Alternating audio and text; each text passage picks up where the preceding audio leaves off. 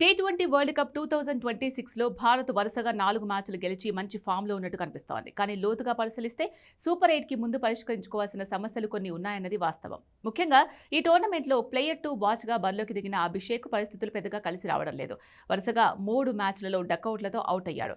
ప్రత్యర్థి జట్టు అతనిలోని టెక్నికల్ లోపాలు గమనించిన స్పిన్తో ఇబ్బంది పెడుతున్నాయి. ముఖ్యంగా పవర్ ప్లేలో స్పిన్నర్లకు అభిషేక్ దొరికిపోతున్నాడు. పాకిస్తాన్, నెదర్లాండ్స్ టీమ్స్ ఈ బలహీనతలను బాగా ఉపయోగించుకున్నాయి. దక్షిణాఫ్రికాతో జరగనున్న కీలక మ్యాచ్కు ముందు అభిషేక్ తన టెక్నిక్తో పాటు ఆత్మవిశ్వాసాన్ని కూడా మెరుగుపరుచుకోవాల్సిన అవసరం ఉంది. అభిషేక్ శర్మ కంటే ఎక్కువగా తిలక్ వర్మ, కెప్టెన్ సూర్యకుమార్ యాదవ్ల ప్రదర్శన ఇప్పుడు చర్చకొస్తోంది. అమెరికాతో జరిగిన మ్యాచ్లో 84 పరుగులు చేసి కెప్టెన్ ఇన్నింగ్స్ ఆడిన సూర్యకుమార్ ఆ తర్వాత మ్యాచ్ల్లో అదే జోరును కొనసాగించలేకపోయాడు. గత 3 మ్యాచ్ల్లో 70 బంతుల్లో కేవలం 78 పరుగులే చేయడం తీవ్ర ఆందోళన కలిగిస్తోంది. మరోవైపు తిలక్ వర్మ స్ట్రైక్ రేట్ ఈ సీజన్లో 120గా ఉంది. వీరిద్దరూ ముఖ్యంగా ఆఫ్ స్పిన్నర్లకు ఇబ్బంది పడుతూ మిడిల్ ఓవర్లో భారత రన్ రేట్ తగ్గడానికి ప్రధాన కారణమవుతున్నారు. అయితే జట్టుపై వచ్చే విమర్శలను పెద్దగా పట్టించుకోవాల్సిన అవసరం లేదని టీమిండియా ఆల్రౌండర్ శివం దుబే అంటున్నారు. ఇది వరల్డ్ కప్, ఇక్కడ ఆట సులభంగా ఉండదని, పరిస్థితికి తగ్గట్టే తిలక్, సూర్యకుమార్ బ్యాటింగ్ చేస్తారని అన్నారు.